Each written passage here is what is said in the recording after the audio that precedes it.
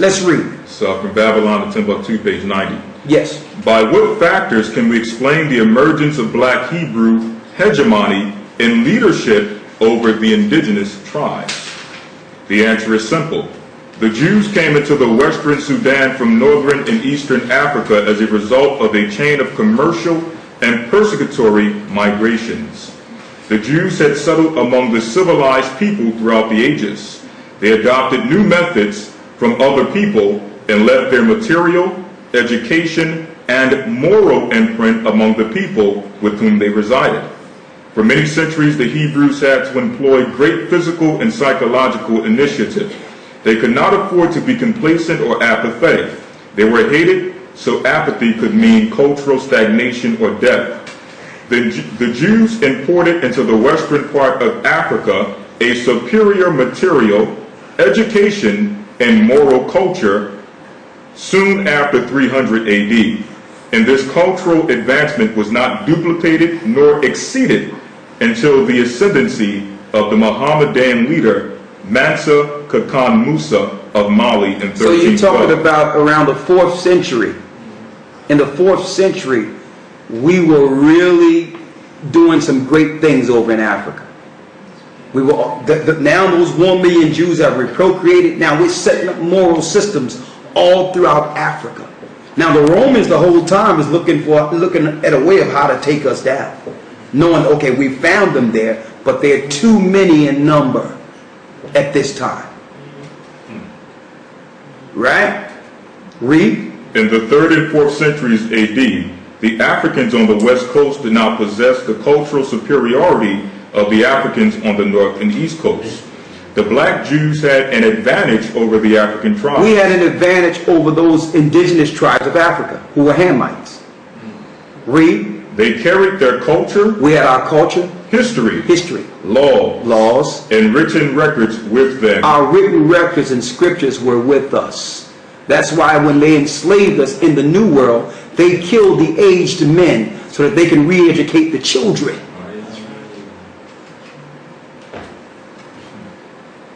Read. This assured them a constant precedent for the development of higher social organization. Come on. Because of the stability of the black Jew culture, the Jews were not absorbed into the obnoxious population. So we wasn't absorbed by them. Any place we went, the people had to learn and follow us. We would go to a new place and take over. And see, and that's why they have oppressive laws. We're not satisfied with just getting equal rights, brothers and sisters. There's an innate spirit in us to rule. They know it. That's right. Because whatever you give us, we're going to say, okay, we got that. We need, that was ours anyway. What else do you have? Because the planet really belongs to us. They know this. So that's why they put in oppressive laws, because they can't give us what's promised. Read. It goes on to state that this assured them, or better yet, because of this, in fact, I'll start here. In fact, the Jews absorbed some of the native tribes. The Jews made use of every opportunity. They were an industrious and skillful people. An industrious and skillful people. In the Jewish Ghanaian states were found kings. In Ghana was found kings. Princes.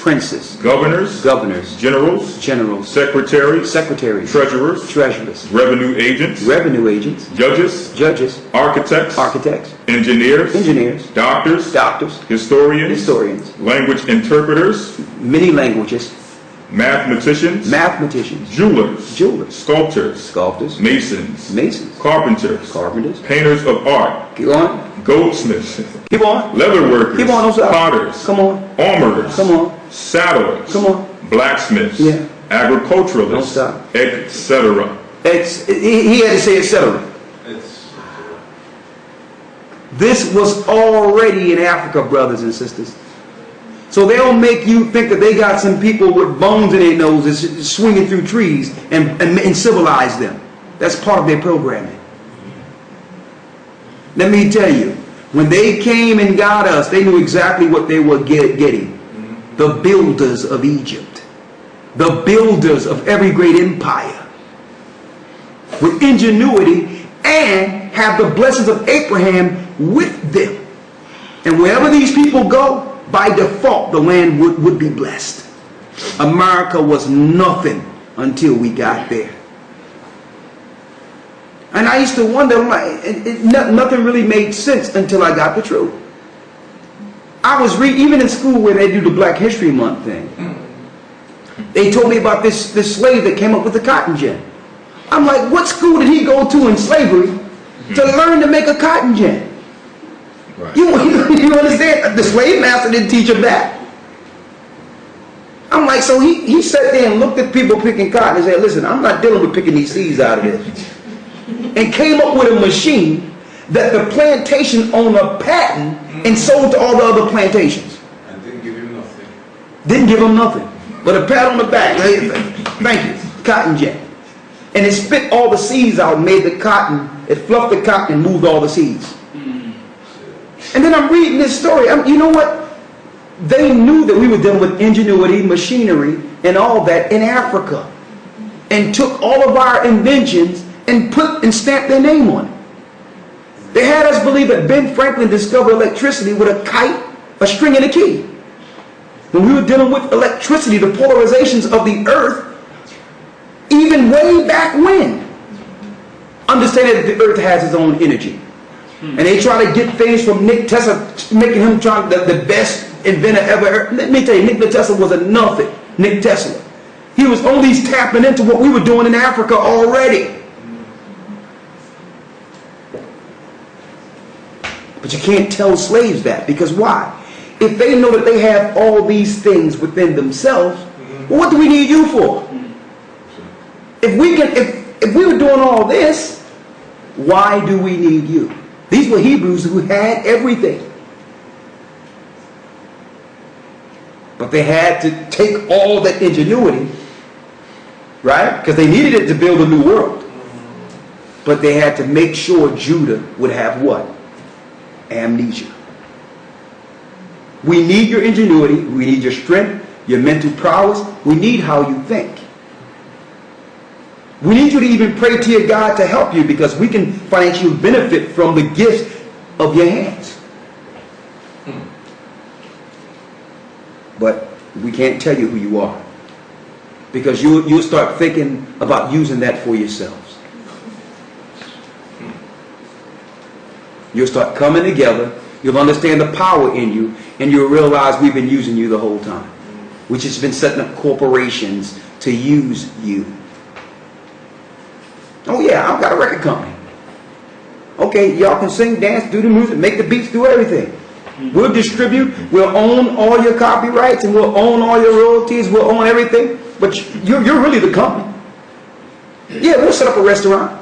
We'll let you come in with all your ideas. Well, that's a good idea, Shirley. We're going to implement that. I'll give you 50 cents. 50 cents. Give you 50 cents on top of that. Get 50 cents an hour, Shirley.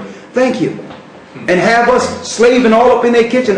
I told you, I went to one restaurant in Philadelphia, and I'm going to say it. I'm going to put a Jim steak. And I seen nothing but our people running this whole thing. It's lying around a corner where people are just getting this food. And I'm looking through there, and it was just our people running every part, from the kitchen to the register, to people taking stuff out in trash. It was an impeccable system that you wouldn't believe. And it was just us. And but I see one guy every couple of seconds go to the cash register, and you know, he's the only guy. You know what I mean? He just go to the cash register and do what but his system is to go grab the money and go back in the office. He's the plantation owner. Exactly. And I'm like, see, being on the outside of it and looking in, I'm like, this is the curse right here. I wish I had been recording this and interviewing it, because not being there in certain elements for a while, it allows you to see things from a different perspective. And I'm thinking, I'm like, you know what? I would probably get fired if I was here. And you ask why? Because I would look at everybody here and say, yo, we got a perfect system. Why don't we do this up the street? You know what I mean? Let's call it somewhere else, because y'all already got the system. And I don't know what you get paid and you get paid and you get paid, but I'm sure we can all come together and get a loan together and build one of these up the street and just have the same system. And you know where he buy the steaks, you know where he buy the buns, you know, everyone has a system, right? And I'm just putting it out there that I'm just showing you that we must be the people of the curse. You understand? Look at all that we had. It's like if you have someone with all the talent and you just have to make them realize that whatever they have is really for you to benefit from. By telling them that they'll never get anywhere without you. You understand? It's a perpetual servitude or captivity. Let's go back real quick. But I wanted to go there to show you we had ingenuity, Judah.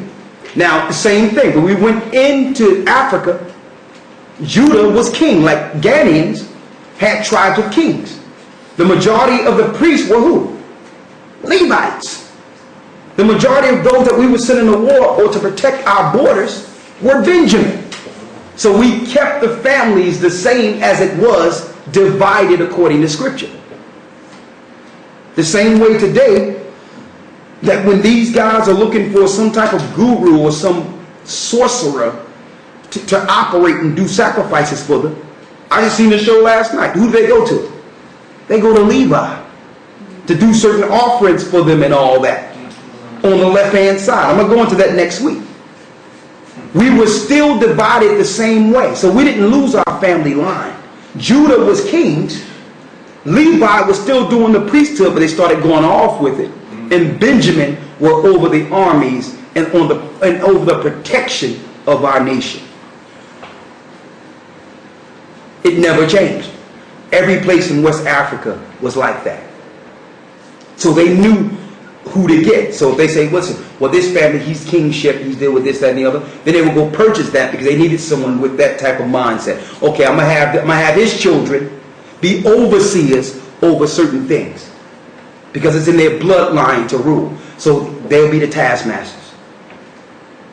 Okay, so when they needed people who do priestly duties and all that, had a certain prowess with that, they would get Levi for that. Do you understand?